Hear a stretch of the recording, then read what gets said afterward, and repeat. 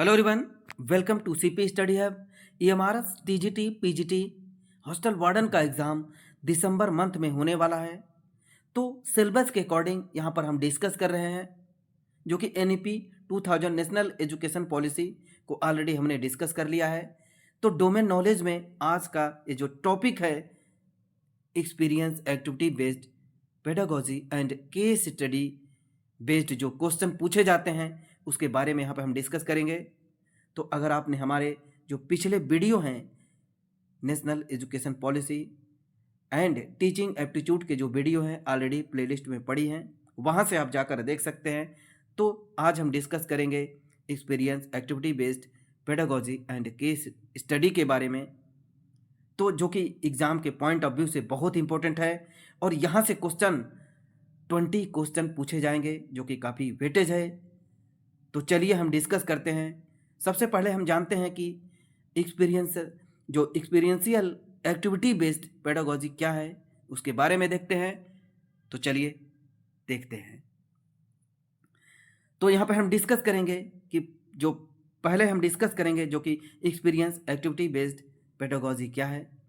सबसे पहले समझते हैं कि एक्सपीरियंशियल एक्टिविटी बेस्ड जो पेडागोजी वो क्या होता है, जो कि यहाँ पर ये बहुत इंपॉर्टेंट है। सबसे पहले ये सीखेंगे शिक्षण का वह तरीका यह सिद्धांत पर आधारित है कि बच्चे सबसे अच्छा तब सीखते हैं जब वह स्वयं ही अनुभव करते हैं, गतिविधियों में भाग लेते हैं और सीखने को वास्तविक जीवन से जोड़ते हैं। मतलब एक्सपीरियंस के बेस पर, मतलब जो कुछ भी सीखते हैं उसका एक्सपेरिमेंट करते हैं और उसके एक्सपीरियंस के बेस पर उस चीज़ को लर्न करते हैं।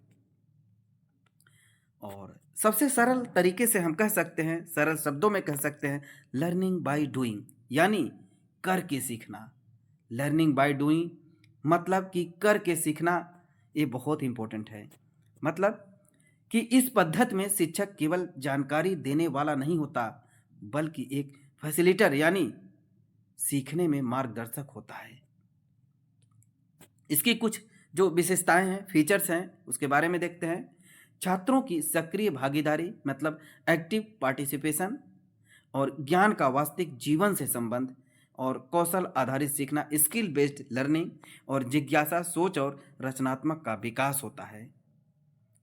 और इसका जो हम एक एग्जाम्पल भी दे सकते हैं, जैसे अगर शिक्षक बच्चों को पौधे के बारे में पढ़ा रहा है तो वह सिर्फ किताब में ही नहीं पढ़ा रहा है, बल्कि बच्चों को बीज बोने के लिए कहेगा या पानी देना सिखाएगा और हर दिन उसका ग्रोथ चार्ट बनवाएगा। तो सारा मतलब एक एक्सपीरियंशियल बेस्ड जो ये लर्निंग है उसके बारे में, पेडागोजी के बारे में सारा शिक्षा शास्त्र वो चीज़ बताएगा। और इस तरह से बच्चा केवल जानकारी याद नहीं करता बल्कि एक्सपीरियंस से सीखता है। मतलब उस चीज़ को एक्सपेरिमेंट के अकॉर्डिंग, मतलब एक्सपेरिमेंटल, मतलब एक्सपीरियंस के आधार पर उसको सिखाता है। और यहाँ से उसका जो एक प्रॉब्लम आउटकम क्या आता है, उसका जो प्रॉब्लम जो है प्रॉब्लम सॉल्विंग बढ़ती है। जैसे प्रॉब्लम सॉल्विंग स्किल वो काफ़ी इंक्रीज होती है, क्रिटिकल थिंकिंग विकसित होती है, और कोलैबोरेशन और टीम वर्क से वो बढ़ता है, और लर्निंग इंजॉयबल बनाती है इस तरह से। और इसका जो और अब बात करेंगे कि केस स्टडी बेस्ड जो टीचिंग है, केस स्टडी बेस्ड जो टीचिंग है वो क्या है। केस स्टडी बेस्ड वह तरीका है जिसमें स्टूडेंट को वास्तविक जीवन की समस्या या सिचुएशन दी जाती है और उनसे समाधान निकालने को कहा जाता है। मतलब इसे कहते हैं learning through real life situation. Learning through real life situation, जो रियल लाइफ में चल रहा है उसके थ्रू एक केस स्टडी दिया जाता है, क्वेश्चन वहाँ पर आपको बताया जाता है। जैसे मान लीजिए बच्चों को ट्रैफिक रूल सिखाना है तो शिक्षक उन्हें रियल लाइफ सिचुएशन देगा, रियल लाइफ के बारे में बताएगा। कैसे बताएगा कि अगर सड़क पर रेड सिग्नल है और पीछे से एम्बुलेंस आ रही है तो क्या करना चाहिए। इस टाइप के कुछ केस और में दे देगा और उसको देखना रहेगा कौन सा जो कि लगभग एक्चुअल जो आंसर क्या है उस चीज़ के बारे में बताएगा। तो मतलब छात्र इस पर चर्चा करेंगे, तर्क देंगे और समाधान निकालेंगे। तर्क देंगे क्या करना चाहिए। चलो तो यहाँ पे कंक्लूजन ये है कि जैसे तो दोस्तों 21वीं सदी के शिक्षण में एक्सपीरियंशियल एक्टिविटी बेस्ड और केस केस स्टडी बेस्ड जो पेडागोजी बहुत ज़रूरी हो चुकी है, जो कि न सिर्फ बच्चों को किताबों का ज्ञान देते हैं बल्कि real life skill and thinking ability और कॉन्फिडेंस भी विकसित करता है। तो अगर आपको यह वीडियो जो कि मददगार लगा तो आप लाइक भी करिए, सब्सक्राइब भी करें। और चलिए नेक्स्ट अब हम क्वेश्चन देखेंगे कि इससे क्वेश्चन कैसे पूछे जाते हैं, जो कि एक्सपीरियंस एक्टिविटी बेस्ड जो पेडागोजी है और इससे केस स्टडी से बेस्ड जो क्वेश्चन है कैसे पूछे जाते हैं। तो चलिए हम डिस्कस करते हैं। तो चलिए हम प्रीवियस ईयर क्वेश्चन को डिस्कस करते हैं, जो कि experiential activity based pedagogy and case study based जो क्वेश्चन यहाँ पे पूछे गए हैं, तो उसको हम यहाँ पे डिस्कस करेंगे। फर्स्ट है, गुणवत्ता परक शिक्षा के माध्यम से विद्यार्थियों और अध्यापकों की सर्वांगीण प्रगति सार्थक है। किसमें सार्थक है? Student and teacher holistic advancement through quality education is an. तो यहाँ पर आंसर बी है। आंसर बी है, स्कूली शिक्षा के लिए राष्ट्रीय शिक्षा नीति कार्यान्वयन योजना का द्योतक और निरूपक होना चाहिए। Indicative and suggestive national education policy implementation plan for school and education. तो गुणवत्ता परक शिक्षा के माध्यम से विद्यार्थियों और अध्यापकों की सर्वांगीण प्रगति विकास के लिए स्कूली शिक्षा के लिए राष्ट्रीय शिक्षा नीति कार्यान्वयन योजना का द्योतक और निरूपक है। राष्ट्रीय शिक्षा नीति 2020 शिक्षा प्रणाली में समावेशी, नवोन्मेषी एवं गुणवत्तापूर्ण सुधार लाकर विद्यार्थियों और शिक्षकों के सर्वांगीण विकास को सुनिश्चित करती है। नेक्स्ट है, स्वैच्छिक कार्य की सटीकता और भाव भंगिमा एवं शारीरिक संतुलन बनाए रखने के लिए मस्तिष्क का कौन सा भाग उत्तरदायी है? Which part of the brain is responsible for precision of voluntary action and maintaining the posture and balance of the body? ये हमारा प्रिंसिपल एग्जाम में जो कि पूछा गया है, मोस्ट इंपॉर्टेंट क्वेश्चन है। तो इस क्वेश्चन को आप जरूर से अच्छे से करके आइए। आंसर ए है, अनुमस्तिष्क स्वैच्छिक गतिविधि जो गतियों के समन्वय, संतुलन, मुद्रा एवं गति नियंत्रण में महत्वपूर्ण भूमिका निभाता है। नेक्स्ट है, मोहन अब योजना के बारे में सोच सकता है और वस्तुओं की अपेक्षा योजनाओं से व्यवहार कर सकता है। वह प्रयोगों पर आधारित के बजाय संभावनाओं के समुच्चय से व्यवहार करता है। वह विचार में उत्कृष्टता की ओर कदम उठाता है। मोहन पियाजे के प्रतिमान के आधार पर किस स्तर पर है? चलिए आंसर,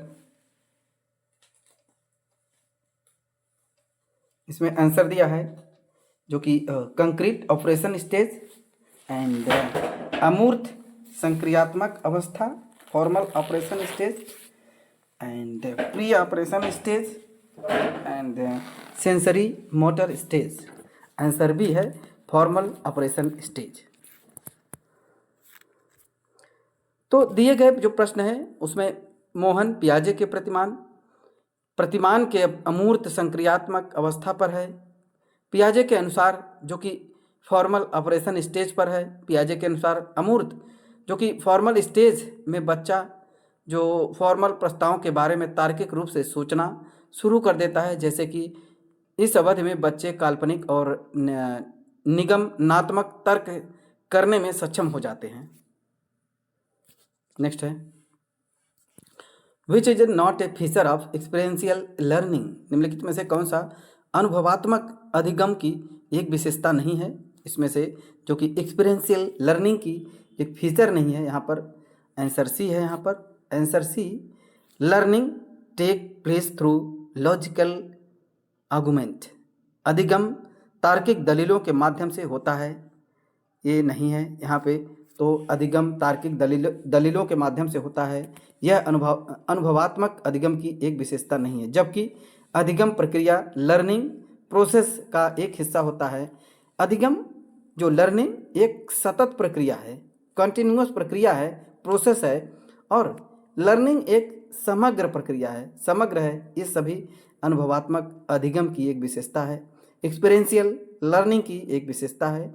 अनुभवात्मक अधिगम शैली सिद्धांतों को कोल्ब महोदय द्वारा प्रतिपादित किया गया था। नेक्स्ट है, which one of the following doesn't act as a limitation of competency based approach to learning. अधिगम में दक्षता आधारित उपागम को निम्नलिखित में से क्या एक सीमा नहीं है? Answer D, answer D. Outreach of teacher to all student is not possible due to varied place of learning for each student. प्रत्येक विद्यार्थी की अधिगम संबंधी गति में भिन्नता के कारण अध्यापक की सभी विद्यार्थियों तक पहुंच संभव नहीं होती है। जो प्रत्येक विद्यार्थी की जो लर्निंग संबंधी गति में भिन्नता के कारण अध्यापक की सभी विद्यार्थियों तक पहुंच संभव नहीं होती है। लर्निंग दक्षता आधारित उपागम की एक सीमा नहीं है। अधिगम में दक्षता आधारित उपागम विद्यार्थियों को स्वयं की गति से किसी कौशल अथवा योग्यता में महारत हासिल करने की क्षमता के आधार पर आगे बढ़ने की अनुमति होती है, देता है। नेक्स्ट है, कॉम्पिटेंसी बेस्ड टीचिंग बेसिकली इस क्या है? जो कॉम्पिटेंसी बेस्ड टीचिंग बेसिकली क्या होती है? दक्षता आधारित जो अध्यापन मूलतः होता है, क्या होता है? आंसर ए है, जो कि लर्नर सेंट्रिक, अधिगमकर्ता केंद्रित, लर्नर सेंट्रिक। जो लर्नर सेंट्रिक अध्यापन मूलतः अधिगमकर्ता केंद्रित होता है। योग्यता आधारित अध्यापन शिक्षा के लिए एक परिणाम आधारित दृष्टिकोण है जो उम्र और ग्रेड में वास्तविक जीवन स्थिति से निपटने के लिए आवश्यक ज्ञान, कौशल, मूल्यों तथा दृष्टिकोणों के प्रदर्शन के माध्यम से छात्रों द्वारा सीखने में दक्षता सुनिश्चित करती है। नेक्स्ट क्वेश्चन है जो कि एग्जाम में पूछे गए हैं, what is the role of student outdoor activities in education. शिक्षा के क्षेत्र में विद्यार्थियों के बहिरंग कार्यकलाप की क्या भूमिका है? आंसर सी, कार्यकलाप की क्या भूमिका है? आंसर यहाँ पे बी दिया है, आंसर बी है, जो कि प्रमोट सोशल स्किल, इससे सामाजिक कौशल को बढ़ावा मिलता है। आंसर, शिक्षा के माध्यम में विद्यार्थी के बहिर्गम कार्यकलाप से सामाजिक कौशल को बढ़ावा मिलता है। शिक्षा के क्षेत्र में विद्यार्थियों के बहिर्गम कार्यकलाप से बच्चे अपने भावनात्मक, बौद्धिक एवं व्यवहार के विकास में सुधार करने के साथ साथ रचनात्मक, समस्या समाधान और आत्मविश्वास के विकास को बढ़ावा देने में सहायता करती है। नेक्स्ट है जो कि KBS TGT एग्जाम में पूछा है, which of the following is not a characteristic of the competency based education. निम्नलिखित में से कौन सी योग्यता आधारित शिक्षा की विशेषता नहीं है? आंसर डी है यहाँ पे, principle of memorisation of fact. यहाँ पे तथ्यों के याद रखने की सिद्धांत, तथ्यों को याद रखने का जो सिद्धांत है योग्यता आधारित शिक्षा की विशेषता नहीं है। जबकि छोटे कदमों का सिद्धांत, सहकर्मी समूह सीखने का सिद्धांत, सीखने में निपुणता का सिद्धांत आदि योग्यता आधारित शिक्षा की विशेषताएं। योग्यता आधारित शिक्षा की मुख्य विशेषता है कि सभी छात्रों के उनकी पृष्ठभूमि की परवाह किए बिना समानता सुनिश्चित करती है। नेक्स्ट है, which of the following represent correct learning cycle of the experiential learning. निम्नलिखित में कौन सा अनुभवात्मक अधिगम के सही अधिगम चक्र को निरूपित करता है? आंसर यहाँ पे सी दिया है, सी है आंसर। आंसर यहाँ पे concrete experience, reflective observation, abstract conceptualisation and activity experimentation. मतलब मूर्त अनुभव, चिंतनशील अवलोकन, अमूर्त संप्रत्ययीकरण, सक्रिय प्रयोग। यहाँ पर जो आंसर सी है, जो मूर्त अनुभव, चिंतनशील अवलोकन, अमूर्त संप्रत्ययीकरण, सक्रिय संयोग अनुभवात्मक अधिगम के सही अधिगम चक्र को निरूपित करता है। डेविड ए कोल्बे ने 1984 में अपना अनुभवात्मक शिक्षण सिद्धांत प्रतिपादित किया था। उन्होंने बताया था कि सीखने के चक्र में 4 चरण होते हैं। कोल्ब के एक्सपीरियंशियल शिक्षण सिद्धांत में एक समग्र परिप्रेक्ष्य शामिल है।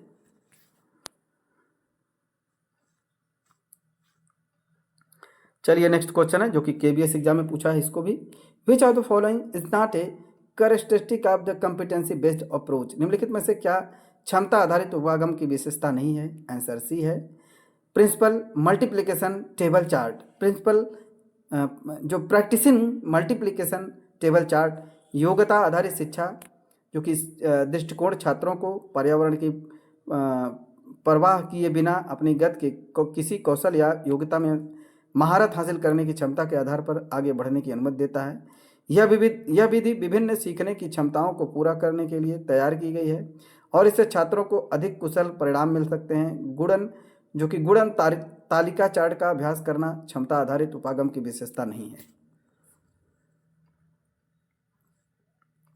नेक्स्ट है, for developing writing skill among class 7 student which one of the following will be the most appropriate activities. कक्षा यहाँ पे 7 के छात्रों के लेखन कौशल विकास करने के लिए निम्नलिखित में से सर्वाधिक उपयुक्त किया कौन सी है? आंसर बी है asking the student to describe my experience of class 7। विद्यार्थियों कक्षा 7 के मेरे अनुभव का वर्णन करने के लिए कहना। कक्षा 7 के छात्रों में लेखन कौशल विकसित करने के लिए विद्यार्थियों को कक्षा 7 के मेरे अनुभव का वर्णन करने के लिए कहना सर्वाधिक उपयुक्त होगा। छात्रों में लेखन कौशल विकसित करने के लिए सर्वाधिक उपयुक्त क्रिया विचार होता है। नेक्स्ट है, which of the following statement is incorrect. निम्नलिखित में से कौन सा कथन सही नहीं है? आंसर डी है there is no role of remedial teaching in the competency based approach. Answer D है दक्षता आधारित उपागम में उपचारात्मक शिक्षण की कोई भूमिका नहीं है।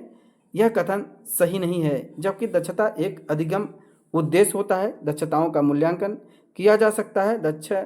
दक्षता प्राप्त करने हेतु क्रियाएं करना महत्वपूर्ण है और दक्षता आधारित उपागम में उपचारात्मक शिक्षण की एक भूमिका होती है। एक सभी कथन सही है। नेक्स्ट है, which of the following is not a strength of the experiential learning. निम्नलिखित में से क्या अनुभवात्मक अधिगम का एक प्रबल पक्ष नहीं है? आंसर सी है कठोरता, रिगिडिटी। कठोरता या रिगिडिटी अनुभवात्मक अधिगम का एक प्रबल पक्ष नहीं है, जबकि प्रेरक अधिगम, वास्तविक अधिगम, वातावरण अधिगमकर्ता केंद्रित उपागम अनुभवात्मक अधिगम का एक प्रबल पक्ष है। अनुभवात्मक अधिगम छात्रों को कक्षा के विभिन्न गतिविधियों में भाग लेने में सक्षम बनाता है। नेक्स्ट है, which one of the following activity would be example of the community learning. निम्नलिखित में से क्या सामुदायिक अधिगम का उदाहरण हो सकता है? KBS PRT एग्जाम में पूछा गया है। आंसर बी है जो कि प्रोजेक्ट बेस्ड लर्निंग सामुदायिक अधिगम का उदाहरण हो सकता है, जो कि परियोजना आधारित अधिगम पद्धति में छात्र वास्तविक दुनिया, परिवेश और व्यक्तिगत रूप से सार्थक परियोजनाओं से सक्रिय रूप से संलग्न होकर सहजता से सीखते हैं। नेक्स्ट है, what do you mean by competency based teaching in classroom. कक्षा में दक्षता आधारित शिक्षण से आपका क्या अभिप्राय है? आंसर सी है shift from rote learning to self learning. रटन अधिगम से स्वयं अधिगम में अंतरण। Shift from rote learning to self learning. कक्षा में दक्षता आधारित शिक्षण से अभिप्राय रटन अधिगम से स्वयं अधिगम में अंतरण से होता है। दक्षता आधारित शिक्षण सीखने और मूल्यांकन के लिए एक दृष्टिकोण है जो छात्रों के सीखने के परिणामों के प्रदर्शन और प्रत्येक विषय में विशेष रूप से दक्षता प्राप्त करना केंद्रित है।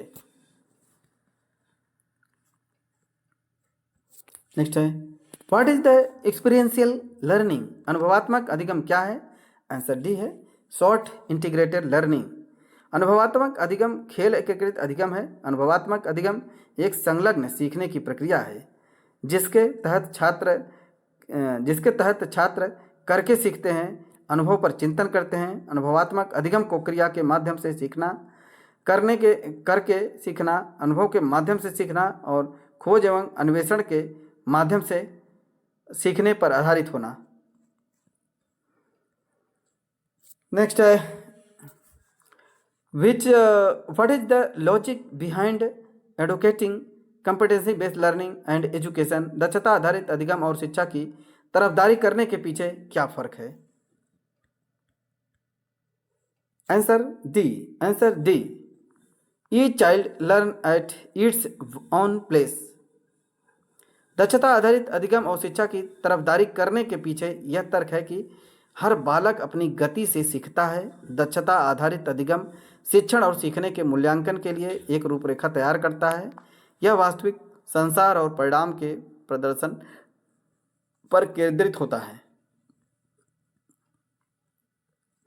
केवीएस एग्जाम में पूछा गया है भी। For following competency based approach one would not required, दक्षता आधारित उपागम अपनाने के लिए किसकी आवश्यकता नहीं है? आंसर डी है, ensuring course coverage during stipulated limit time limit. दक्षता आधारित उपागम अपनाने के लिए निर्धारित समय सीमा में कोर्स कवरेज को सुनिश्चित करने की आवश्यकता नहीं होगी, जबकि प्राप्त की जाने वाली जो कि सक्षमताओं की सूची और करना दक्षताओं की कठिनाई के पाठ्यक्रम पढ़ते क्रम में व्यवस्थित करना और अधिगम की सूचिता पूर्व अपेक्षा की पहचान कर इसे शिक्षण अधिगम का एक भाग बनाने की आवश्यकता होगी।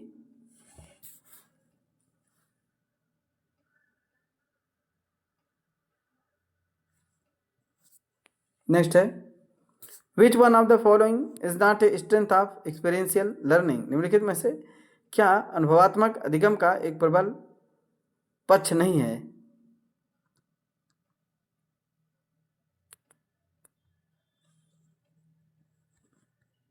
आंसर भी है, आंसर भी है, it work well with experiment oriented topic only, यह केवल प्रयोग आधारित विषयों पर अच्छी तरह काम करता है। मतलब अनुभवात्मक अधिगम के संबंध में यह कथन है कि केवल प्रयोग आधारित विषयों पर अच्छी तरह काम करता है। अनुभवात्मक अधिगम एक्सपीरियंशियल लर्निंग का एक प्रबल पक्ष नहीं है, जबकि यह वास्तविक अधिगम अनुभवों पर बल देता है। यह एक विद्यार्थी नेतृत्व वाला व्यक्तिगत के रूप में उत्कृष्ट विधि है और यह एक भावी करियर के रूप में अधिगम संबंधी कार्य को सुनिश्चित करने का अवसर देता है। ये सभी अनुभवात्मक अधिगम के प्रबल हैं।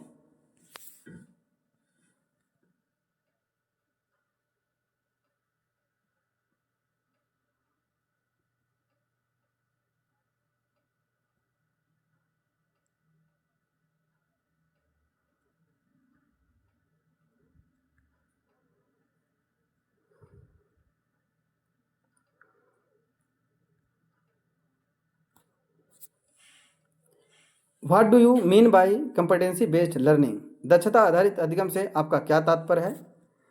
आंसर है जो कि इसमें आंसर सी दिया है, जो कि दक्षता आधारित अधिगम से तात्पर्य प्रत्येक विषय में किसी विशेष जो कि अभी क्षमता में प्रवीणता प्राप्त करने से है, मतलब महारत हासिल करने से है। प्रत्येक छात्र को आवश्यक कौशल में महारत हासिल करने और सफल वयस्क बनने के लिए अवसर उपलब्ध कराने के लिए दक्षता आधारित अधिगम का उपयोग किया जाता है।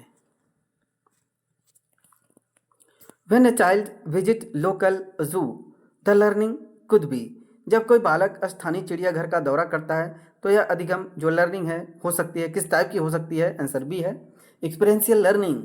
जब कोई बालक स्थानीय चिड़ियाघर का दौरा करता है तो अधिगम एक्सपीरियंस लर्निंग हो सकता है। अनुभवात्मक अधिगम एक्सपीरियंशियल लर्निंग छात्रों को सक्रिय शिक्षण अनुभव प्रदान करता है, जिससे छात्र वास्तविक परिस्थितियों से जुड़कर सहजता के साथ ज्ञान को अर्जित करता है।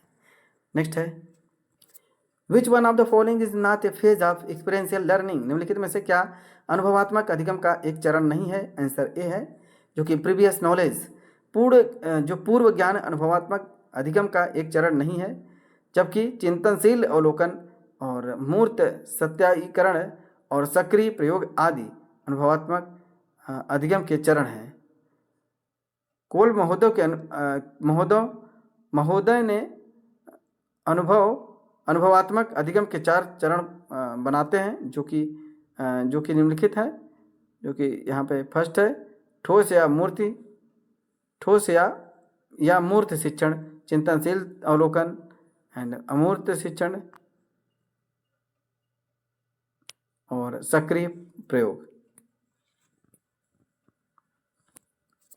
नेक्स्ट है, which one of the following does not fall under competency based approach, निम्नलिखित में से क्या दक्षता आधारित उपागम के अंतर्गत नहीं आता है? आंसर सी है यहाँ पर, जो कि मेमोराइजिंग फार्मूलों को याद करना इसके अंतर्गत नहीं आता। फार्मूलों को याद करना दक्षता आधारित उपागम के अंतर्गत नहीं आता, जबकि सपाटी को सहायता मांगना, अपनी गति से अधिगम करना, प्रविणता अधिगम का अभ्यास करना आदि दक्षता आधारित उपागम के अंतर्गत आता है। नेक्स्ट है, experiential learning is not a prefer because अनुभवात्मक अधिगम को प्राथमिकता नहीं दी जाती है क्योंकि आंसर सी है यहाँ पर, it corporate differential instruction into the classroom, यह कक्षा में विभेदी अनुदेश को शामिल करता है। आंसर सी है, अनुभवात्मक अधिगम को प्राथमिकता नहीं दी जाती है क्योंकि यह कक्षा में विभेदी अनुदेश को शामिल करता है, जबकि अनुभवात्मक अधिगम एक्सपीरियंशियल लर्निंग के अंतर्गत स्वयं निर्देशित अधिगम को बढ़ावा दिया जाता है। इससे अधिगम की प्रक्रिया पर ध्यान दिया जाता है, न कि अब उसके परिणाम पर, तथा जो कि आईसीटी के व्यापक प्रयोग के प्राथमिकताएं दी जाती हैं।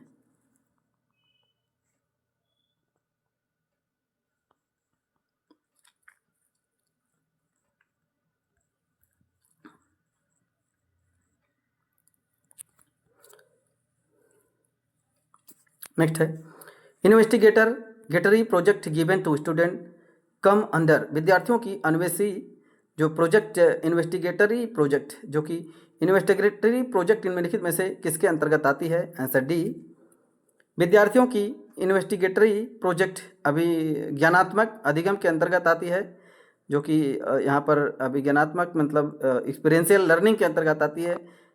यहाँ पर एक्सपीरियंस लर्निंग जो कि एक्सपीरियंस लर्निंग अधिगम का एक गहन और सक्रिय प्रक्रिया है जो इंद्रियों को रचनात्मक और लंबे समय तक चलने वाले तरीकों से उल्लंघन करती है। मस्तिष्क की क्षमता अधिकतम करने में संबंधित है।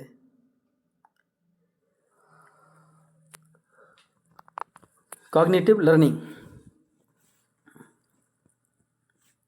नेक्स्ट है, कॉम्पिटेंसी बेस्ड एजुकेशन इंश्योर, अभिक्षमता आधारित शिक्षा में सुनिश्चित किया जाता है। कॉम्पिटेंसी बेस्ड एजुकेशन इंश्योर करता है। Answer A, higher order thinking skill, higher order thinking skill. तो उच्च स्तर पर चिंतन कौशल जो अभिक्षमता आधारित शिक्षा में सुनिश्चित किया जाता है। अभिक्षमता आधारित शिक्षा न्यूनतम आवश्यक मूल सामग्री पर ध्यान केंद्रित करती है। यह शिक्षकों के उनकी व्यक्तिगत जो सीखने की ज़रूरतों के आधार पर छात्रों को व्यक्तिगत सहायता करने की अनुमति प्रदान करता है।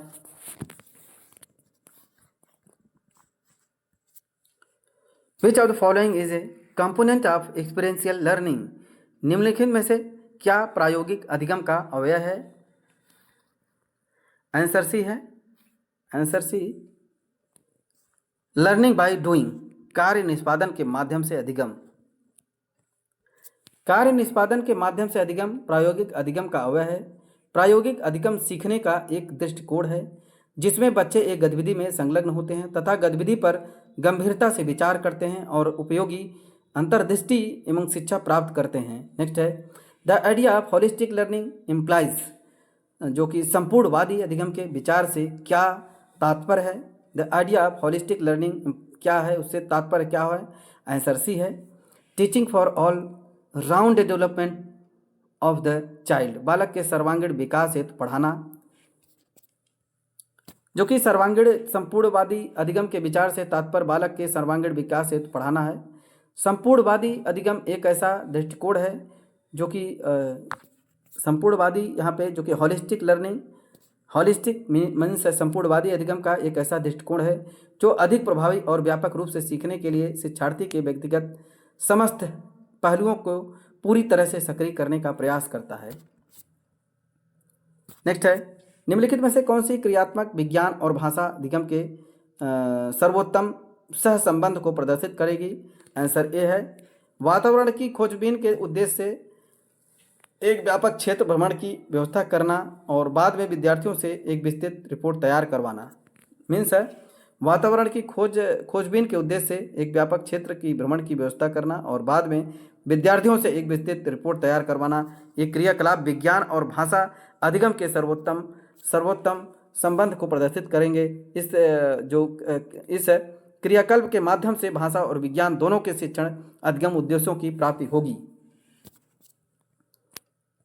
नेक्स्ट है, which of the following is a activities that can be used to foster creativity among children, यहाँ पे इंग्लिश में भी और हिंदी दोनों में यहाँ पे हम एक्सप्लेन कर रहे हैं। तो कुछ वर्ड हिंदी के काफ़ी टफ होते हैं, तो हिंदी न समझकर इंग्लिश भी समझिए, आप इंग्लिश का थोड़ा से आप समझ सकते हैं। और यहाँ पे हिंदी जो वर्ड है काफ़ी टफ है, तो यहाँ पर इसीलिए हम इंग्लिश भी पढ़ रहे हैं। Which of the following is activities that can use to foster activity among children. निम्नलिखित में से कौन सी गतिविधियाँ हैं जिनका उपयोग बच्चों में रचनात्मकता को बढ़ावा देने के लिए किया जा सकता है।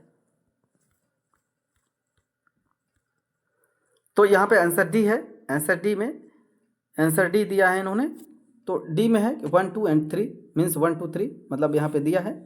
तो means invention, multiple use and alteration, दोहराना,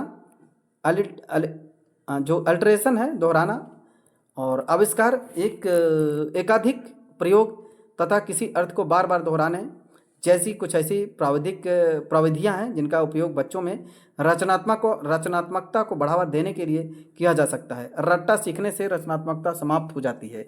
रचनात्मकता शिक्षण को एक ऐसी रणनीति है जिसमें विद्यार्थियों के पूर्व ज्ञान, अवस्थाओं और कौशल का इस्तेमाल किया जाता है। रचनात्मक शिक्षण की एक ऐसी विधि है जिसमें किसी वस्तु, विचार, कला, समस्या का समाधान निकालने, नया करने या पुनर्सृजित करने का विकास किया जाता है। नेक्स्ट है, which of the following is the usefulness of the competency based approach in the teaching learning process. Answer यहाँ पे दिया है 1 2 3, तो यहाँ पे तीनों का दिया है। और यहाँ पे देखेंगे, it keep the learner away from rote memorization, what student learn today can't be forgotten tomorrow, assessment of competencies and directly link with the objective of the learning experience। मतलब यह शिक्षार्थी को रटने के संस्मरण से दूर रखता है।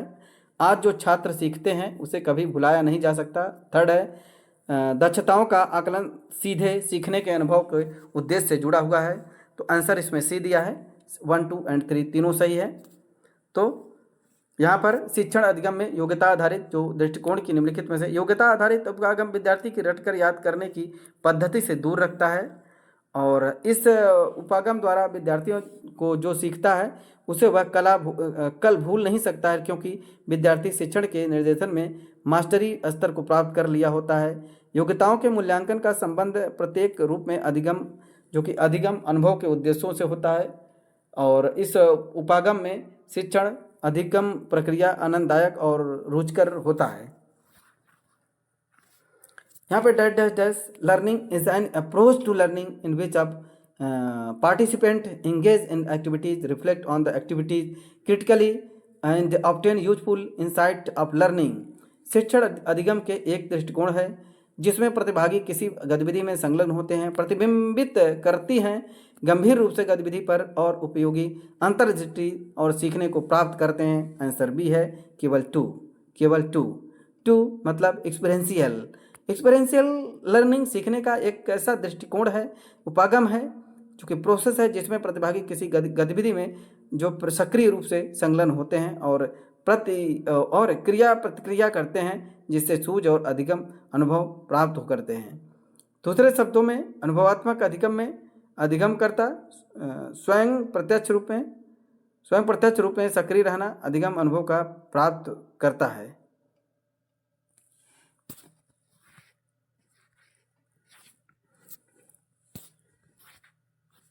नेक्स्ट है, what is the limitation of the competency based approach in the teaching learning process. First इसमें दिया है जो कि designing activities and test item for the detail list of the competency sub competencies may not be always participable as the pace of learning varies from student to student and challenging on the part of the teacher to help student to achieve the competency within the stipulated time। शिक्षण अधिगम प्रक्रिया में योग्यता आधारित उपागम की सीमाएं क्या हैं। फर्स्ट इसमें दो दिया है, दक्षताओं, उपदक्षताओं, विस्तृत सूची के लिए गतिविधियों और परीक्षण वस्तुओं की डिजाइनिंग हमेशा व्यवहारिक नहीं हो सकती। सेकंड दिया है, चूंकि सीखने की गति के छात्र छात्राओं में विभिन्न होती है, इसलिए यह बहुत कठिन होती है। शिक्षक छात्राओं को निर्धारित समय के भीतर दक्षताओं को प्राप्त करने में मदद करने के लिए होती है। आंसर ए यहाँ है, बोथ 1 और 2। मतलब दक्षता जो उपदक्षताओं की विस्तृत सूची के लिए गतिविधियों और परीक्षण तकनीकों का निर्माण करना हमेशा व्यवहारिक नहीं हो सकता है, क्योंकि सीखने की गति एक छात्र से दूसरे छात्र में भिन्न भिन्न होती है। इसलिए निर्धारित समय के भीतर दक्षताओं की प्राप्ति विद्यार्थियों को करने सीखने तथा कठिन हो जाता है। यह सभी शिक्षण अधिगम प्रक्रिया में योग्यता आधारित दृष्टिकोण की सीमा है।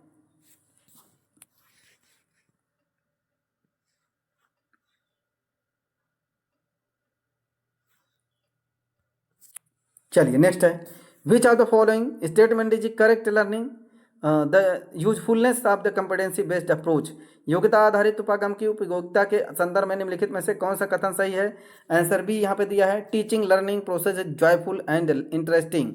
यहाँ पर हम डायरेक्ट पढ़ रहे हैं या चारों नहीं पढ़ रहे हैं, आराम से केवल आंसर और जो क्वेश्चन दिया है उसको देख रहे हैं, और यहाँ पे बहुत अच्छे तरीके से डिस्कस भी किया गया है। योग्यता एक वास्तविक विश्व कार्य का गतिविधि के अनुप्रभावी प्रदर्शन के लिए आवश्यक कौशल, ज्ञान, दृष्टिकोण और व्यवहार है। योग्यता प्राप्त करने के लिए केवल कौशल का अर्जन प्राप्त नहीं है, किसी को दक्षता के निर्धारण में प्रदर्शित करना।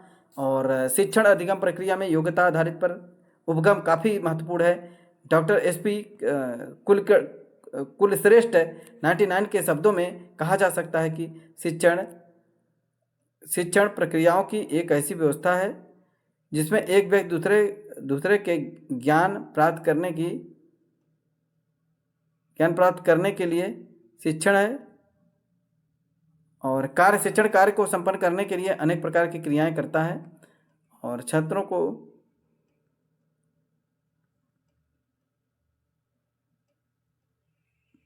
व्यवहार में आत्मीयता और परिवर्तन में इसकी विशेषता है।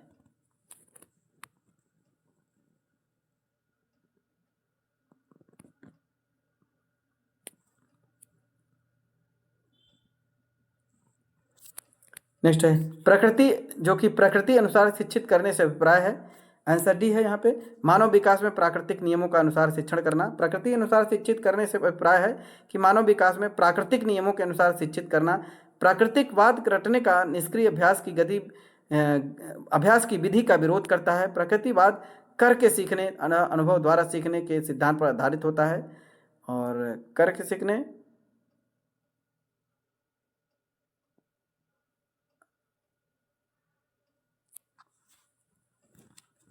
नेक्स्ट है, स्कूल में नाटक करना किस सिद्धांत पर आधारित है। आंसर सी है, कार्य करके सीखना।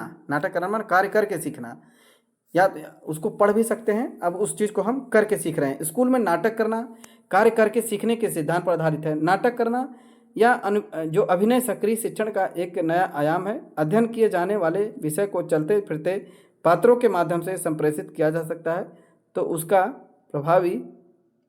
प्रभाव चिरस्थायी हो सकता है।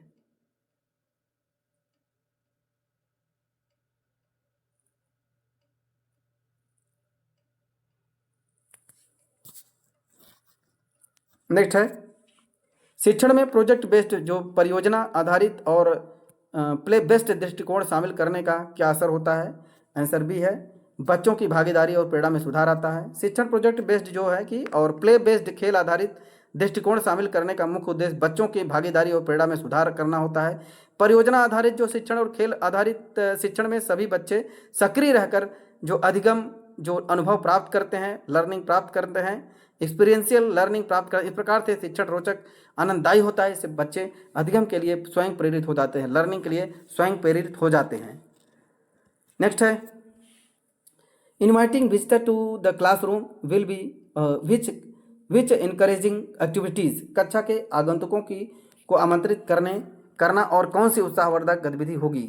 आंसर डी है, यहाँ पर आंसर डी है दिया है, जो क्रिएटिंग सोर्सिंग ऑथेंटिकेशन सिचुएशन, यथार्थ प्रमाणिक स्थितियों का निर्माण आगंतुकों को कक्षा में आमंत्रित करने के लिए उत्साहवर्धक जो कि गतिविधि होती है।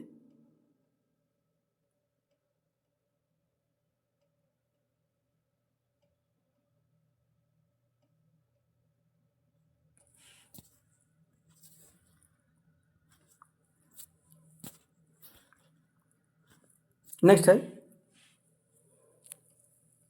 किसने कहा एक परियोजना एक सामाजिक वातावरण में आगे बढ़ने वाली एक संपूर्ण उद्देश्यपूर्ण गतिविधि है? Answer B, doctor William Heard Kilpatrick Kilpatrick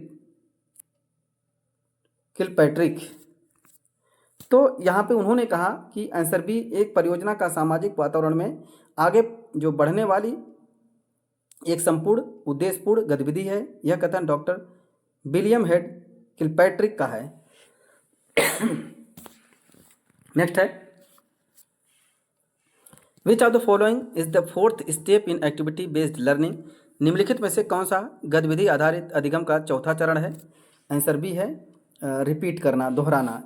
गतिविधि आधारित जो अधिगम करके सीखने के रूप में जाना जाता है, इसमें शिक्षक से यह अपेक्षा की जाती है कि वे बच्चों पर काम करते समय बच्चों की आवश्यकता अनुसार निर्देशों में परिवर्तन कर गतिविधि करवाएं। गतिविधि आधारित जो शिक्षण के 4 चरण होते हैं इस प्रकार, फर्स्ट है इसमें योजना, दूसरा है गतिविधि का आयोजन, तीसरा है परावर्ती, चौथा है दोहराना, बार बार पुनर्निरीक्षण करना। नेक्स्ट है, which are the following assumption are the reflected by the folk pedagogy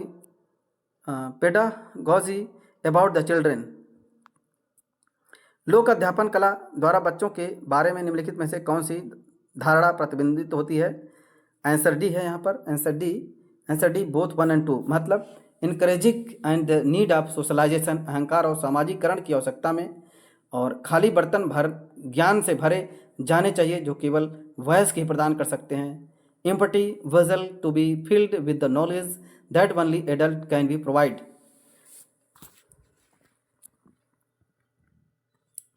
तो यहाँ पर जो लोक अध्यापन कला द्वारा बच्चों के बारे में दोनों ही कथन सही है। मतलब यहाँ पर अर्थात कला बालक के शारीरिक, मानसिक, नैतिक, संवेगात्मक विकास में जैविक योगदान करती है। लोक अध्यापन कला द्वारा बालक में अहंकार, सामाजिकरण की आवश्यकता पड़ती है, इसलिए निम्नलिखित विशेषताएं होनी चाहिए।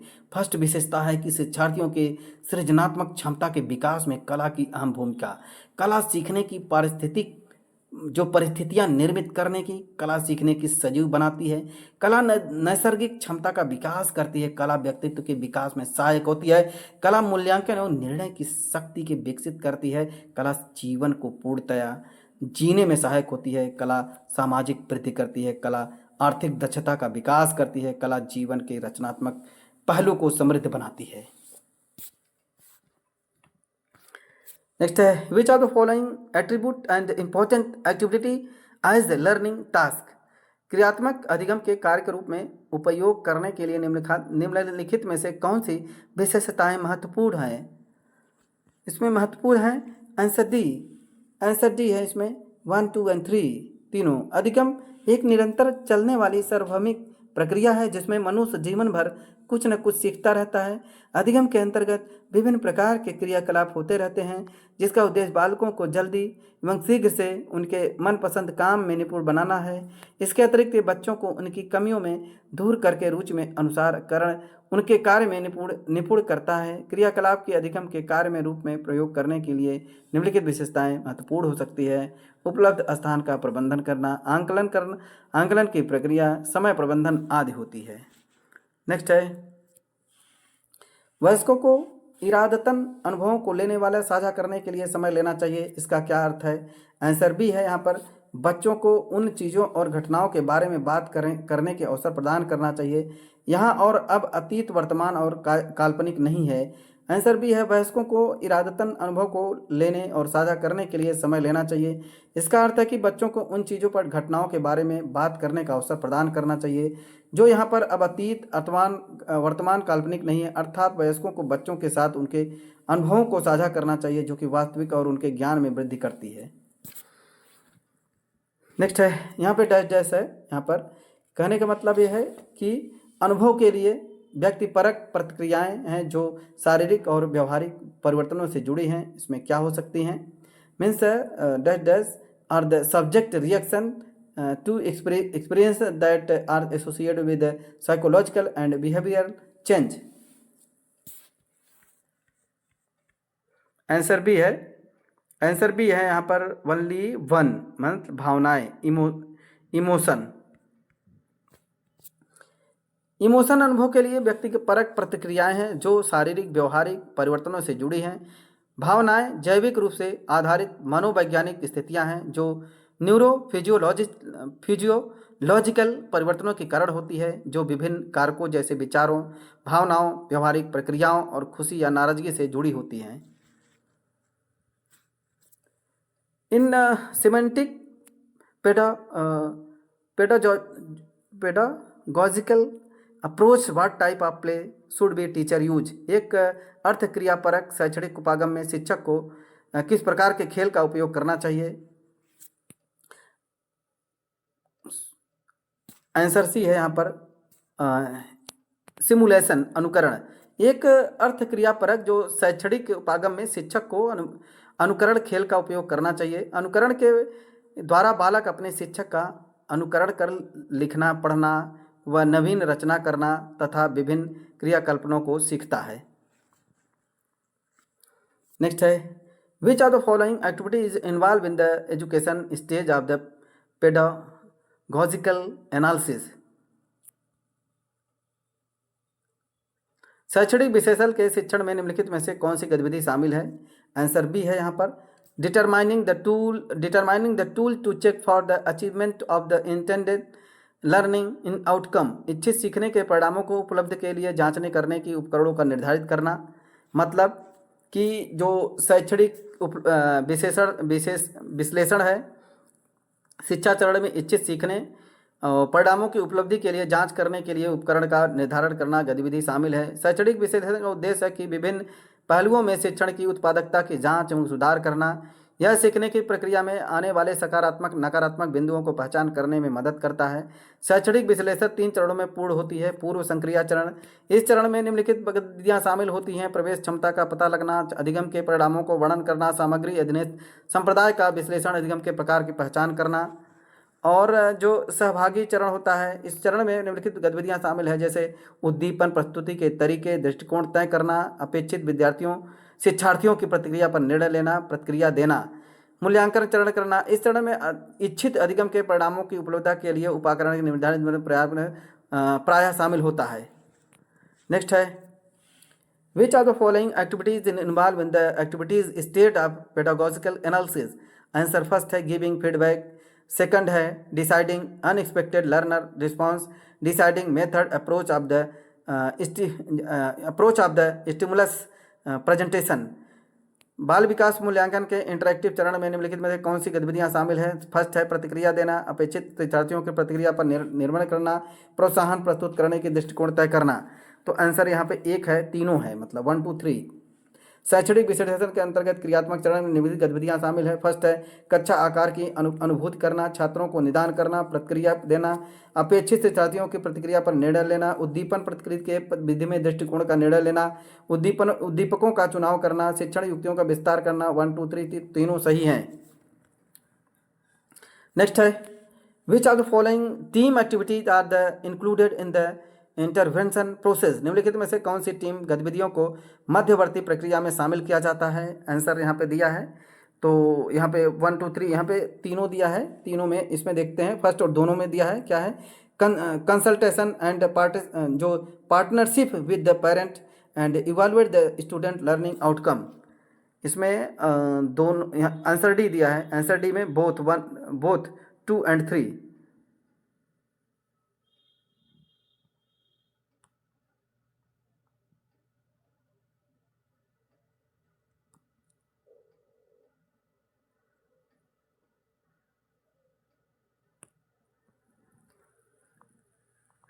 आंसर ए है जो कि 1 2 3। और deciding method, approach of the stimulus presentation. Next है,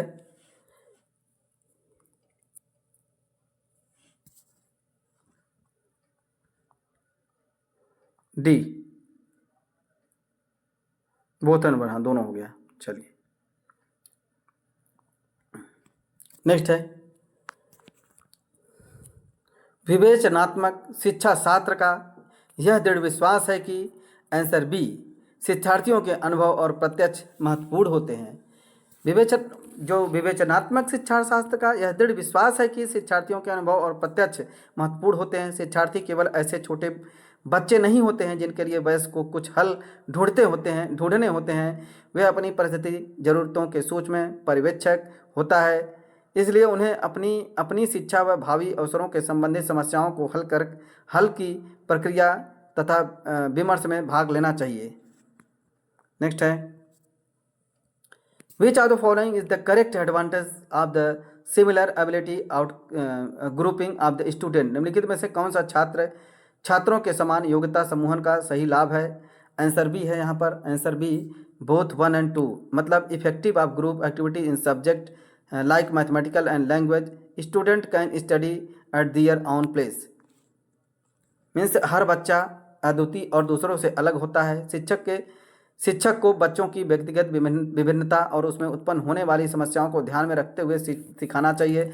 आमतौर पर भेदभाव के साथ भ्रमित क्षमता समूहन एक उपाय है जिसमें समान लक्षणों के छात्रों को सामूहिक किया जाता है ताकि शिक्षक संगत शिक्षण पद्धति का चयन कर सके। समान योग्यता समूहन एक ऐसी विधि है जिसमें आप प्रत्येक छात्र की योग्यता को व्यक्तिगत रूप से देखते हैं तथा समूह में अन्य छात्रों के साथ समान क्षमता को रखते हैं। उदाहरण के तौर पर कह सकते हैं कि विज्ञान प्रदर्शनी में सिद्ध, उच्च, औसत और निम्नलिखित छात्रों को 3 अलग अलग समूह में रखा जाता है। जैसे कि यहाँ पर प्रश्न 1, 2 दोनों सही है। तो यह छात्रों को अपने विचारों को आगे रखने और एक संयुक्त प्रयास के साथ उनकी क्षमता के स्तर के अनुसार उपयुक्त समाधान के साथ आने का अवसर देता है। नेक्स्ट है, which are the following aspect convenience, जो कि convenience that and activities going and properly in classroom. निम्नलिखित में से कौन सा पहलू एक विश्वास दिलाता है कि एक कक्षा में कोई क्रियाकलाप ठीक से चल रहा है? फर्स्ट दिया था इसमें, children are the manipulating material trying different arrangement to the solve the problem and children could clearly state the objective and cause of doing that activities. बच्चे उस क्रियाकलाप को करने के उद्देश्य और कारणों के, इसमें आंसर सी है, बोथ 1 and 2, बोथ 1 and 2 दिया है। तो आप जरूर से ये लगाना, अगर आपको नहीं समझ में आ रहा है तो बोथ वाला जरूर से लगाना। अगर इस तरह से जो केस स्टडी वाला दे रहा है तो अगर 1, 2 इसमें दे रहा है तो आप केवल बोथ लगा देना। कुछ पहलू हैं जैसे विश्वास दिलाते कि कक्षा में कोई क्रियाकलाप ठीक से चल रही है, तो बच्चे एक समस्या को पहले करने के लिए सामग्री में हेरफेर कर रहे हैं तथा विभिन्न जो व्यवस्थाओं पर प्रयास कर बच्चे उस क्रियाकलाप को करने के उद्देश्य और कारणों का स्पष्ट रूप से बता सकते हैं। नेक्स्ट है, which of the following seating arrangement should be use to demonstration and experimental to the student. छात्रों को एक प्रयोग का प्रदर्शन करते समय निम्नलिखित में से किस बैठने की व्यवस्था का उपयोग किया जाना चाहिए? आंसर फर्स्ट दिया है इसमें, तो student seating in the half circle in front of the teacher सही है। Student seating in row in the classroom and teacher place himself and herself in front of the student. Answer C है, केवल only 1 इसमें दिया है। जो छात्रों को एक प्रयोग प्रदर्शन करते समय ऐसी बैठने की व्यवस्था होनी चाहिए जिसमें छात्र को सामने आधे घेरे में बैठते हों, यही सही है। ऐसी व्यवस्था करने से शिक्षक छात्रों को अधिक अच्छे ढंग से प्रदर्शन करने में सफल हो पाएंगे।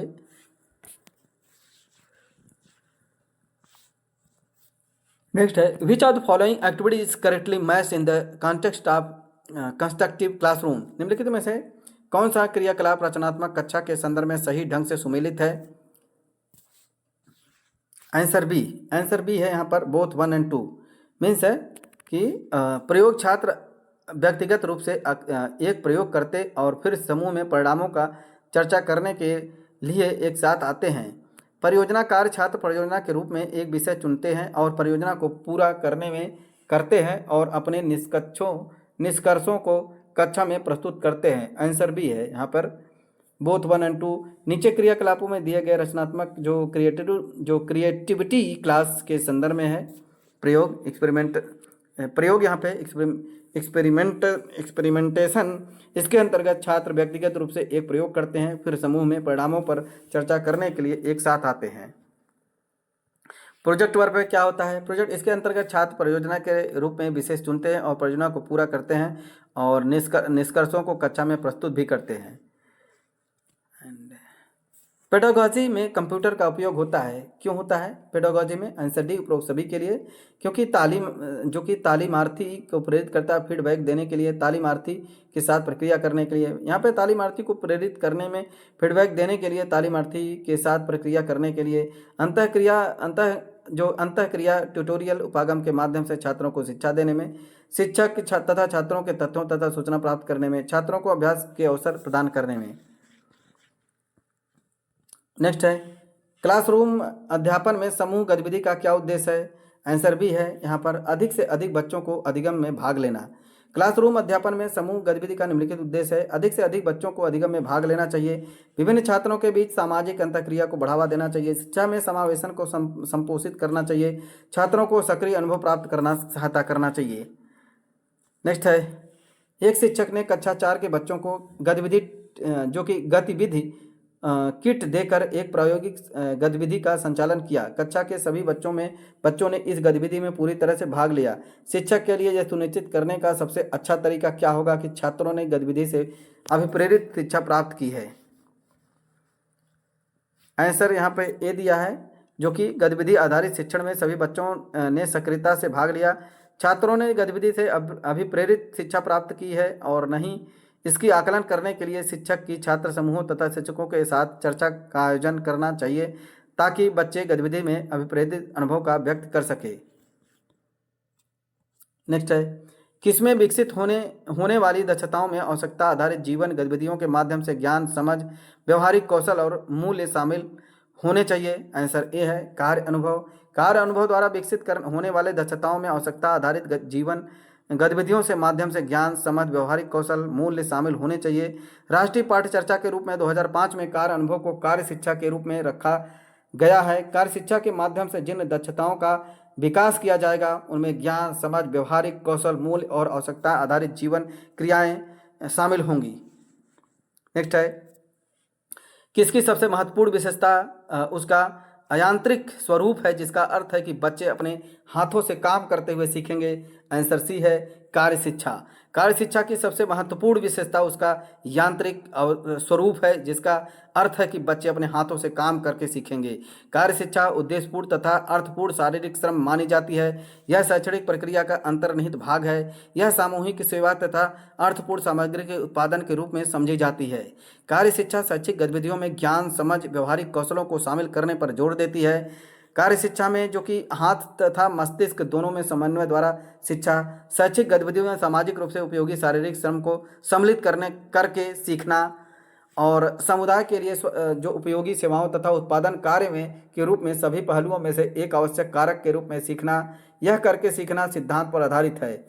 64 है, बागवानी द्वारा निम्नलिखित में से कौन सा उद्देश्य पूरा किया जा सकता है? आंसर बी है, ज्ञान, समझ, अनुप्रयोग और कौशल विकास उद्देश्य। बागवानी द्वारा ज्ञान, समझ, अनुप्रयोग, कौशल आधारित उद्देश्यों को पूरा किया जा सकता है। बागवानी की सहायता से अधिगम रचनात्मक हो सकता है और अपने नतीजे अधिक प्रभावी होते हैं। बच्चों की ऊर्जा व रुचि बागवानी में लगाने की उनकी यह आदत उन्हें रचनात्मक बनाती है। नेक्स्ट है, what is the benefit of the activity based approach? क्रियाकलापों आधारित जो एक्टिविटी बेस्ड अप्रोच है, आधारित उपागम का क्या लाभ हो सकता है? यहाँ पर जो लाभ हो सकता है, आंसर ये है 1 2 3, मतलब तीनों लाभ हैं इसमें। क्या क्या है? It provide to scope for learning in its own style to determining the pace of the learning. It develop self learning capability. The student develop abilities such as investigative ability, evaluation of the own knowledge, and structuring new knowledge, जो कि exam में कई बार पूछे गए हैं ये questions. Next है, when teacher enter the activity based classroom, which of the following aspect and convenience to teacher that activity going properly? जब एक शिक्षक के गतिविधि आधारित कक्षा में प्रवेश करता है तो निम्नलिखित में से कौन सा पहलू शिक्षक को आश्वस्त करता है गतिविधि का ठीक से क्या चल रहा है? यहाँ पर आंसर सी है, बोथ 1 and 2 दिया है। मीन्स है, children are totally involve in the doing work without being distracted by the teacher presence, and if student ask about what they are doing, they could clearly state to objective to cause the doing the activities. मतलब यहाँ पर जो एक शिक्षक अगर वह inter करता है तो गतिविधि आधारित प्रवेश में करता है तो शिक्षक को निम्नलिखित आश्वस्त करते हुए गतिविधि के ठीक चल रही है, बच्चे शिक्षक की उपस्थिति से विचलित हुए बिना काम करने में पूरी तरह से तल्लीन हो रह रहे हैं। यदि छात्रों से पूछा जाता है तो वो क्या कर रहे हैं तो वह स्पष्ट रूप से गतिविधि के बारे में, उद्देश्यों के बारे में, कारणों के बारे में बता सकते हैं। नेक्स्ट है, which of the following is the benefit of the learning doing through the participation in the enhancing learning activities, the meaningful learning in the context of situation. Second है sharing of the experimental experience among the each other. Third है searching, debating and coming out of the inviting the alternative ways of the solving problem. यहाँ पर answer भी है 1 2 3 तीनों दिया है। मतलब कि एक प्रासंगिक स्थिति में सक्रिय और सार्थक शिक्षा, एक दूसरे के बीच अनुभव साझा करना, खोज करना, विचार करना, विमर्श करना, समस्या का समाधान करना, अनुभव करना, वैकल्पिक तरीकों से साथ बाहर आना। नेक्स्ट है, which are the following activities use in the painting, निम्नलिखित में से किस चित्रकारी के साथ गतिविधि का उपयोग किया जाता है? आंसर बी है एंड लिसन एंड गेस, सुनो और अनुमान लगाओ। कोई व्यक्ति विशेष जानकारी सुन सकता है, उसके आधार पर अपने स्वयं के अनुभवात्मक कलात्मक कौशल को लागू करके एक पेंटिंग का अनुमान लगाया जा सकता है। सुनने के अलावा एक पेंटिंग बनाने के लिए जो सुनने का कार्य करता है, अनुमान सबसे उपयुक्त गतिविधि होती है। उदाहरण के लिए एक स्केच कलाकार अनुमान लगाकर स्केच का बना सकता है और सुन सकता है। नेक्स्ट है, there are 4 major element of the effective learning activity, which of the following is not one of the those element. एक प्रभावी शिक्षण क्रियाकलाप के 4 प्रमुख तत्व होते हैं, निम्नलिखित में से कौन सा उन तत्वों में से एक नहीं है? आंसर सी है, प्रभावी शिक्षण अधिगम गतिविधि का एक लक्ष्य उन्मूलन कार्य है जिसे छात्रों के सीखने से इस तरह से बढ़ाने के लिए तैयार किया जा गया है जो बच्चों का आनंददायक और रोचक अनुभव प्रदान करता है। ध्यान केंद्रित करना, चुनौतीपूर्ण, स्वयं अंतर्भागी एवं आनंदपूर्ण एवं प्रभावी शिक्षण क्रियाकलापों के 4 प्रमुख तत्व हैं। यह तत्व एक दूसरे से स्वतंत्र नहीं अपितु परस्पर अन्योषित होते हैं, परंतु शारीरिक प्रयास पर प्रभावी शिक्षा क्रियाकलाप का तत्व नहीं है क्योंकि यह पूरी तरह से संज्ञानात्मक हो सकता है, इसके लिए शारीरिक प्रयासों का आवश्यक नहीं होता है। चलो नेक्स्ट है, which of the following is not a merit of the extra मुरल एक्टिविटीज़, निम्नलिखित में से कौन से बाहरी गतिविधियां का गुण नहीं है? आंसर यहाँ पे दिया है बी है, जो कि too much of psychological stress and appear on the student, विद्यार्थियों पर अत्यधिक मानसिक तनाव उत्पन्न हो सकता है। मतलब कि यहाँ पर एक बच्चे के विकास में बाहरी गतिविधियाँ महत्वपूर्ण स्थान रखती है। इन गतिविधियों से जो कि क्रियात्मक सक्रियता और सजगता बनी रहती है, सरसता और वातावरण भी बना रहता है। बाहरी गतिविधियों में यह होता है कि कक्षा में बाहरी गतिविधियों के कारण से शामिल किया जाता है खेलकूद, चित्रांकन, रंगाई कृति तरीके से। बाहरी गतिविधियों के गुण हैं, यह एक ऐसी संस्थान के छात्रों के भीतर देशभक्ति और एकता बनाने में मदद करता है, छात्रों को खेल टीम और अन्य संस्थानों के प्रशिक्षकों के संपर्क में आने में मदद करता है। खेल का क्षेत्र छात्रों के लिए विभिन्न आजीविकाओं के अवसर प्रदान करता है। यह खेल विद्यार्थियों पर अत्यधिक मानसिक तनाव नहीं बल्कि मानसिक शारीरिक वृद्धि और विकास करता है। नेक्स्ट है, which of the following speaking activities use for the free communication, निम्नलिखित में से कौन सा बोलने की गतिविधियों में उपयोग मुक्त संचार के लिए किया जाता है? आंसर डी दिया है, आंसर डी है यहाँ पर ओनली वन, मतलब रिटेलिंग ए स्टोरी, एक कहानी का फिर सुनानी, मतलब किसी कहानी को फिर से कहना मुक्त संचार के लिए उपयोगी गतिविधि है। बच्चों को कहानी सुनना जितना जरूरी है उतना ही जरूरी है उनसे कहानी सुनाना है। इससे बच्चों में अपने आप को अभिव्यक्त करने की क्षमता का विकास होता है। नेक्स्ट है, which of the following speaking activity in the use of free communication, मिलकर तो कौन से बोलने की गतिविधियों उपयुक्त मुक्त संचार के लिए किया जाता है? आंसर डी है, यहाँ पर आंसर डी है बोथ 1 और 2, मतलब looking, listening and repeat and dramatisation, नाटकीय रूपांतरण, देखो, सुनो और दोहराओ, देखना, सुनना, दोहराना तथा नाटकीय रूपांतरण बोलने की गतिविधियों उपयोग मुक्त संचार के लिए फ्री कम्युनिकेशन के किया जाता है। नेक्स्ट है, which are the following speaking activities in the use of free communication, में कौन से बोलने के गतिविधियों उपयुक्त मुक्त संचार के लिए किया जाता है? आंसर यहाँ पर दिया है, डी दिया है, मुक्त संचार के लिए अपनाई जाने वाली बोलने वाली गतिविधियाँ हैं सुनो और भाग लें। इस गतिविधि में छात्र शिक्षक द्वारा बताए गए हुए वाक्यों को सुनते हैं और फिर बोलने या बहस, नाटक जैसी गतिविधियाँ भाग लेते हैं। स्मृति खेल, इस गेम में छात्रों को कई शब्द या वाक्यों दिए जाते हैं जिसमें याद करना पड़ता है और उन शब्दों को अन्य सहपाठियों को पास करना पड़ता है। नेक्स्ट है, what option can be the less consideration regarding the role play? वार्तालाप गतिविधि के संबंध में कौन सा विकल्प कम महत्वपूर्ण हो सकता है? आंसर यहाँ पे ए दिया है, आंसर ए है। It give the opportunity to only those student who are the better and in acting and expressing. यह केवल उन छात्रों को अवसर देता है जो अभिनय और अभिव्यक्ति में बेहतर होता है। मतलब वार्तालाप गतिविधि से संबंध में कहा जा सकता है कि छात्रों के भविष्य में बेहतर विचारक, कहानकारी बनने से मदद करने और स्वस्थ संवाद में संलग्न होने के लिए आत्मविश्वास का विकास करता है। छात्रों को दृश्य से विसर्जित करने और उनके सार का समझने में मदद करता है तथा छात्रों को पात्रों को मानसिकता को सीखने से सक्षम बनाता है, जिससे आधार पर बच्चों को आलोचनात्मक निर्णय लेते हैं। वार्तालाप गतिविधि से संबंध में यह कहना कि अनुचित होगा कि यह केवल उन छात्रों को अवसर देता है जो अभिनय और व्यक्त में बेहतर है, क्योंकि वार्तालाप गतिविधि में छात्रों के लिए प्रयोग में लाई जाती है, केवल विशेषता बच्चों के लिए नहीं है। तो आज हमने यहाँ पर सभी क्वेश्चन को डिस्कस कर लिया जो प्रीवियस ईयर एग्जाम में पूछे गए हैं। एक्सपीरियंशियल बेस्ड जो पेडागोजी, इससे क्वेश्चन जो पूछे गए हैं सारे क्वेश्चन को यहाँ पे डिस्कस कर लिया है। अगर आपने इतना कर लिया तो आपको अलग से पढ़ने की कोई ज़रूरत नहीं है। तो यहाँ से डायरेक्ट यहाँ पे क्वेश्चन वहाँ पे दिखाई देंगे और वहाँ पे आप डायरेक्ट हिट कर सकते हैं क्वेश्चन को। बहुत ही इंपॉर्टेंट क्वेश्चन यहाँ पे लिए गए हैं जो कि प्रीवियस ईयर एग्जाम में पूछे गए हैं। तो इस वीडियो को 2 से 3 बार जरूर देखें। हमारे चैनल को सब्सक्राइब एंड शेयर करें फॉर लेटेस्ट नोटिफिकेशन के लिए। और भी अगर कोई भी आपको इसमें क्रियाकलाप या कुछ अगर कोई सुधार करना या किसी तरह से, तो आप आराम से कमेंट भी कर सकते हैं। तो I will express everything and describing the answer and everything, no issue. तो आप वहाँ पे डायरेक्ट आप कमेंट कर सकते हैं एंड हमारे चैनल को सब्सक्राइब एंड शेयर करें। Thank you.